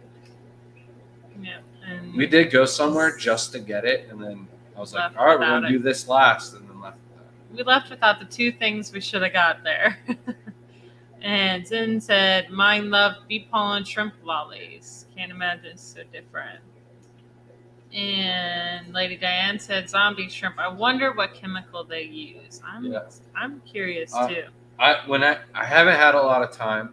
When I have more time and I go to put together the video, I will make sure I ask whether or not that's information that they'll even share. Yeah. I don't know. Maybe it's a secret they're keeping from the Russians, so they don't have shrimp in space first. Grant, don't pretend that they won't put them to sleep and bring them back to life. I saw your zombie half shrimp video. We already know you're performing some Frankenstein stuff over there. I actually was able to put that shrimp onto a snail body, and I just can't share it. Oh man, the kids are extra tonight. Oh no. Okay. I could take a snail shell and put it on the body of a snail shrimp, or a yellow shrimp, and everyone will think I did it. Love this. So much fun. Oh, Scam. that reminds me. All right, so twice now I've had somebody over the house where I'm showing them the tubs for the very first time, and we're looking at something, and we're like, what is that? I thought you only had shrimp. And it's looking like a flowy dragon, guppy, the Dumbo tail, like super long fin. I'm going, I don't know what that is or how it got in here, especially in the greenhouse. That makes no sense. Let me get a net. I need to get this thing out ASAP. What it was a tadpole that had a frog carcass in its mouth, and the flowy wings or fins were the arm bones flailing around. It was crazy. The other time was a snail shell, and it was just a really weird looking. I was like, what is going on here? Crip said, Scotty, that's not what they meant when they asked Grant how to use sex shrimp. Because he said this one. I'm bringing it up. Prawn stars. I have never seen a movie that had Neos taking a vacation to the moon to act like a zombie and breed and come back. It's going to be the new one. Yeah, instead of Sharknado, we'll have zombie shrimp. Space exploration. See? A shrimp riding a bee with a space outfit. Or maybe the rocket is painted in bee colors. Oh, goodness gracious. We can paint Grant's the getting wings. ideas. Bee shrimp eating bee pollen just seems like the thing to do. Yeah. And prawn stars, I'm dead. You can check them out at Prawn Hub.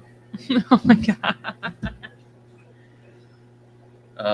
So besides sending out shrimp, we don't really have much going on. We've just been awfully busy catching up and getting things out. Anybody got any questions out there? Summer tubbing. I'll talk about maybe maintenance real quick. We try to do water changes every 2 to 3 weeks out there. I'll usually do generally big water changes, like at least 50%. I've gone way heavy on some of them and gotten a little bit more. But for the most part, 50% every 2 weeks. We just use tap water outside. I can't be bothered with RO water and mixing minerals for the thousands of gallons of stuff we got outside. So just tap water and prime. And then we feed everything. And that's about all we do for everything outside maintenance-wise. Some things might get a little hair algae and stuff like that. We'll go through and remove that manually as we're going through. And You didn't talk about filtration. Filtration outside, we've got a 1/3 horsepower blower. It's an air pump basically, and we've got a closed loop airline system with an 1.5-inch PVC pipe that runs all the way around the backside of our house, down the side of the PVC ponds, into our tiki bar, and down the side of the fence. So it's a huge system, but it gets to over 40 ponds, and we could easily tap on another 50, 60 barrels or different tubs if we wanted to. We might have to increase the power of the pump. It's not the most quiet pump. The blower is kind of loud, but we have it out. Kind of. Sounds like an airplane. We have it outside in the tiki bar, so unless you're like right there or paying attention to it, you don't really hear it that well. And then they all drop into airlines and go into sponge filters. We have the sponge filters rated anywhere from 55 gallons all the way up to 250 gallons, and none of the tubs are above 175 gallons of water or 180. So one of those filters is good enough. And then like the 500-gallon tubs will have 2 or 3 of them running. So this is getting noticed. Good night to all. Thanks for the live. Safe travels to Pennsylvania this weekend. Thank you so much. Have a good night. Thank you.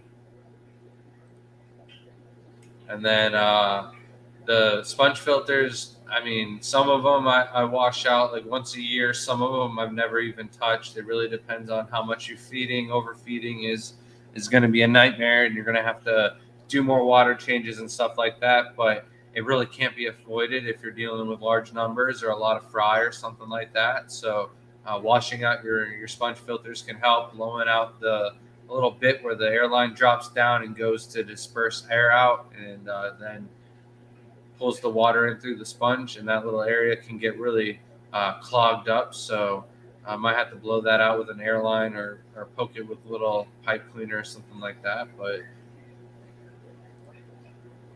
Cupkeeper said, do you ever get birds trying to get into the tubs? no, never seen any birds, but that's because we have dogs that are very territorial. Shrimp doesn't like, I mean, I'm surprised he hasn't barked at anything tonight.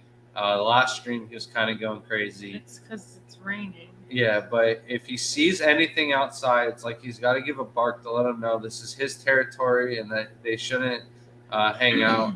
Once in a blue moon, I've seen like a heron or an egret or a sand crane out in the back on the hot tub. But since we've added the shade cloth on top, I haven't seen any of the birds out there.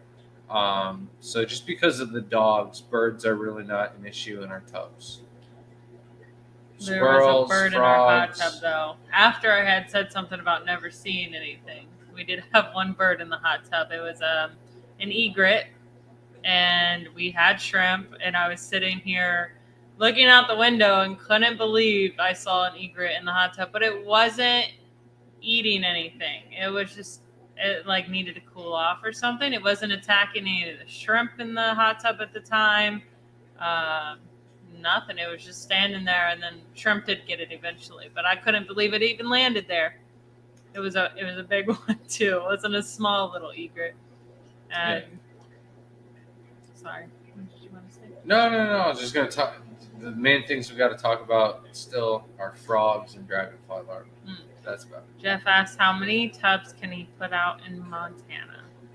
Man, I think Montana's a big state, and I don't know how many acres you own and stuff like that. As big as you can, as many as you can go with your laws and stuff like that. You sound like you want to move to Montana with that voice. Yeah, that happens. But man, I would go as many as you can for the short amount of time as you have out there. Just as many as you got. But remember, you got to bring them back inside when it gets cold up there. I think you just had like a snow like a couple weeks ago, so it's rough up there, man. You gonna talk about the frogs? All right. So enemy number one for your tubs outside by far is going to be your dragonflies. They will lay eggs in the water, and then the eggs hatch underwater, and they go into a larva stage, and they're little nymphs. And they will go after fish, they will go after shrimp, and they can snack and eat quite a bit. The eggs can stay in an egg form for, I don't know, like 6 to 18 months or something like that. And once they hatch, they can stay in the nymph stage for like just as long. So they're definitely a nuisance. They're kind of skittish. They kind of burrow down and hide.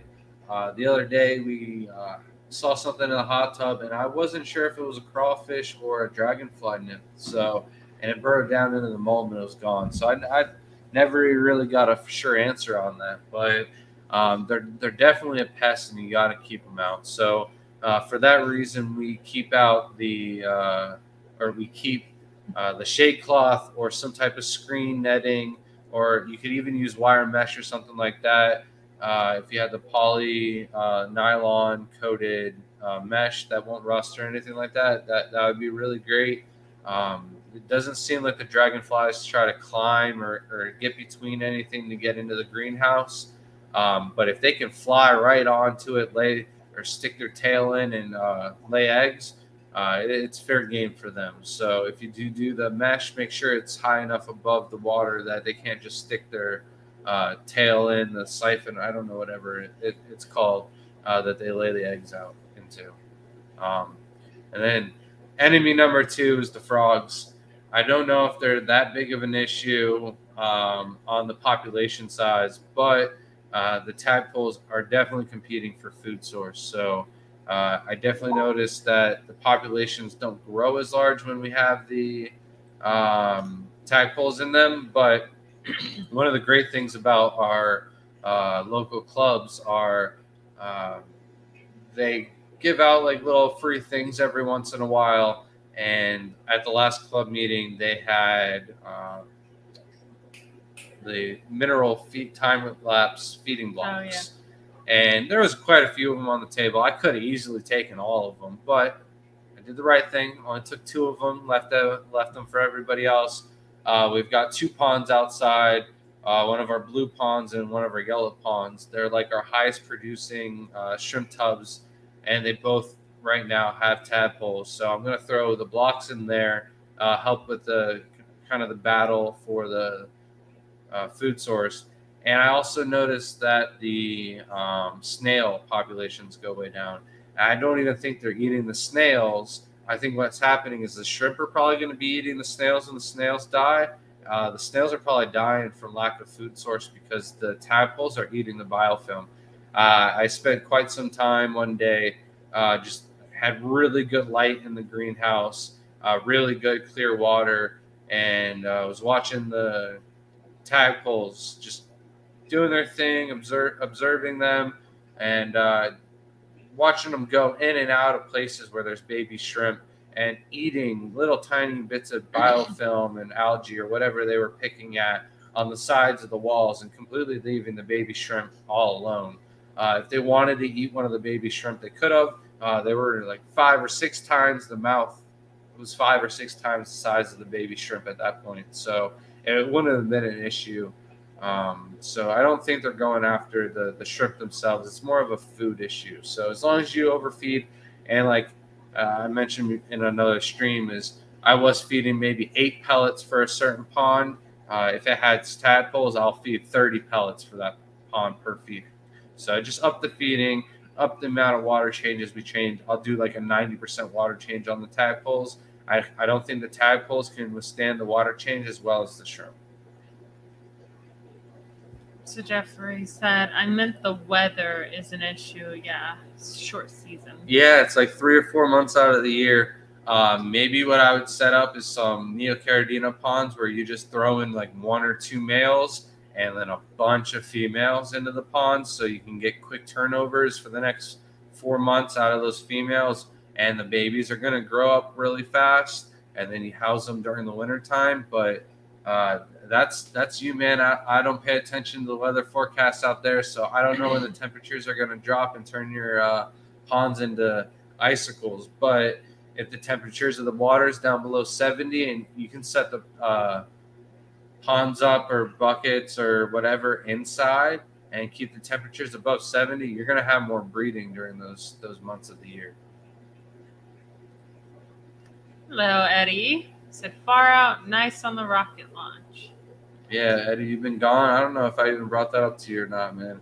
I don't like talking about some things because, like, you mention it and then it doesn't happen. But a lot of things you just got to talk yourself and you got to write your own destiny. So it's like, I don't know. I'm always on either end of the stick on that one. Zen said, I don't even keep fish outside, but dragonfly nymphs hurt if you forget to shock your pool and accidentally swim with them. Never bled, but it was so painful. That sounds terrible. Now I'm scared. Yeah, so it might be the nymphs that were like biting you on the shores when we were cleaning out, or the beetles. Sometimes some of them hurt way worse than others. So maybe we were getting bit by some nymphs too. Maybe. And then Dempsey flies are another one. The Dempsey fly larvas are also kind of like a nymph. Those will also eat shrimp. You worry about other things getting into your pond and possibly bringing in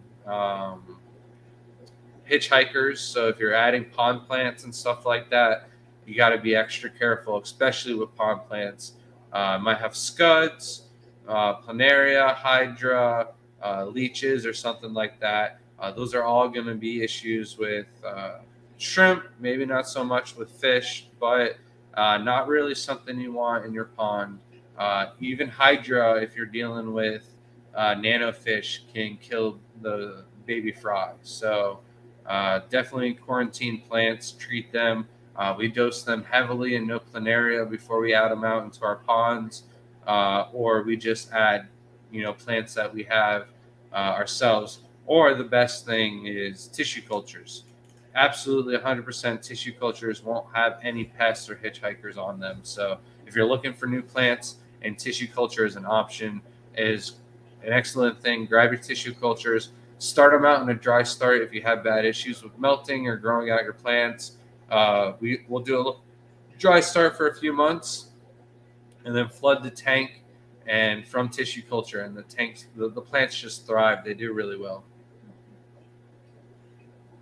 You got anything else? Snails, leeches are trouble for shrimp? So snails aren't really an issue, but the leeches are. Leeches can grab onto the shrimp, and especially pregnant shrimp.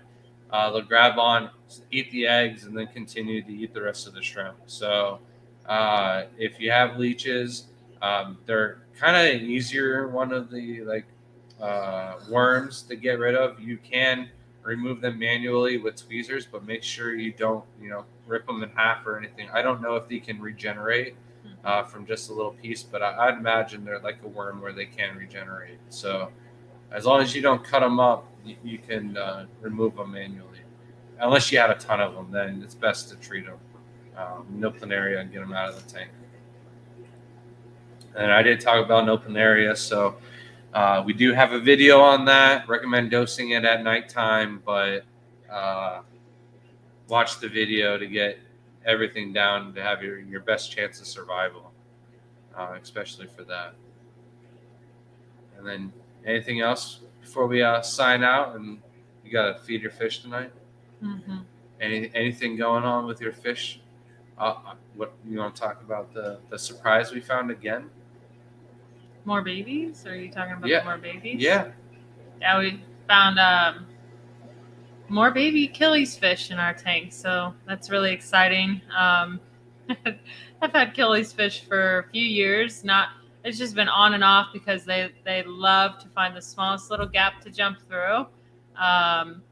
But we broke down one of the tanks to build this whole rack. We broke it down, we put it in the garage, and that's actually how you hatch Achilles fish eggs. Is you lower the water and then it hatches when you put the water back in. So, we didn't really know it was going to be a possibility, but it happened. And then there was, sure enough, a couple more have now hatched, and now we have up to 3 Achilles fish in the tank. So it's pretty cool to see when we almost gave up on those. It'd be interesting to see if any more hatch. And it was very surprising because it's been months since the first one hatched. So I don't know if the first one hatched maybe from a different clutch of eggs and it just survived while the adults were in there and we didn't know it was in the tank, and then it just didn't grow because we didn't have any food for it. I don't know. It's had a rough life. And then yesterday it scared us half to death because we're looking at it and it's very small. It's a very translucent looking fish. Kind of hard to figure out when it's got a mouth full of aquatic isopod. And one time I saw it with a mouth, and it's like it got it like a cigar, just chewing on the thing. And I'm like, oh man, I don't want to tell Shelby. And it ate it, and it was fine. And then the second time she's there with me, it looked like it was missing half of its face. And Shelby's like, oh no, got all sad about it and walked away. And I'm looking at this thing a little bit closer. My eyesight's going, but I'm going, it's got another isopod in its mouth, and it's just further down the throat. So all good today. It didn't choke on it or anything, but it's definitely got some catfish-like capabilities where it can swallow some food like half its size, because the aquatic isopods are no joke, like half the size of it. They're not babies. They were full-grown isopods that I threw into that tank to get babies to start going in there for the killifish to eat on. And it was also a tester to see if they lived in low parameters. Fish really love aquatic isopods. Let me tell you, my betta fish ate every single last one of those in the other tank. And then I did mix one of our hollow eye red ghost males with our F1 project. We crossed hollow eyed red ghost with orange eyed royal blue tigers. And all of the babies came out F1 with normal eyes. And then F2, I am getting some like weird, I don't know if it's a hollow eye for sure, but I can kind of like 90% possible say I got like 2 hollow eyes out of each one of my tanks where I did a different project. One was royal blue tigers. The other one is orange-eyed yellow king kongs with the hollow eye ghosts. So I do think in F2, I did get a different variety of hollow eye that's not red ghost. And then I took one of the F1 females and put it with the hollow eye so I can get more. I did definitely 100% get some really crazy orange eyes. We put a tank full of the orange eye morphs from the Royal Blue Tiger Cross into their own tank on the new rack. So this is kind of like creeping into that. I'm almost positive somebody else has done that cross and is working on it overseas. However, it threw so many different varieties and variations that the chances of that person going down every single road that it spit out is very slim. So I'm hoping if I go down 3 or 4 different roads, one of those roads is different than what somebody else is doing in the world, and it'll lead me to something different that nobody else has in the world. So that's what I find exciting. That's why I breed shrimp. I got the greens. I got other projects and stuff like that going on, but those are probably my most innovative shrimp right now. What are you laughing at? What's so funny? I'm just talking about shrimp genetics. Nothing. Laughing at me like I'm a nerd or something. You're a cool It's kid. not a bad thing. So we got 5 minutes left here. I just want to let everybody know. I don't know if the sale is going to end on the website or whatever on midnight, but there's at least one more hour left.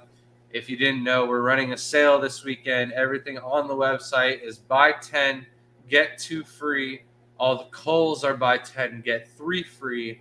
Orders over $50 will get a brand new bag of our new shrimp food. Again, it won't have the new label on it unless you put your order in right now and you say you want to wait for the new label to be put on it. Then we'll hold it off for you, no problem. Get it in there for free still with the deal. But also free shipping on all orders over $100. So, and it's that time of the year where I don't want culls in my pond. So if you're ordering culls and it's that kind of shrimp where I don't have a lot of orders, you're getting way more culls than what you ordered. So that sale's winding down. Everything will be shipped out tomorrow. We couldn't ship out Saturday or Monday because of the holiday. So we got quite a lot to do tomorrow. And then a couple members will be going out as well if you didn't get your stickers. And I think some people have gotten their stickers already.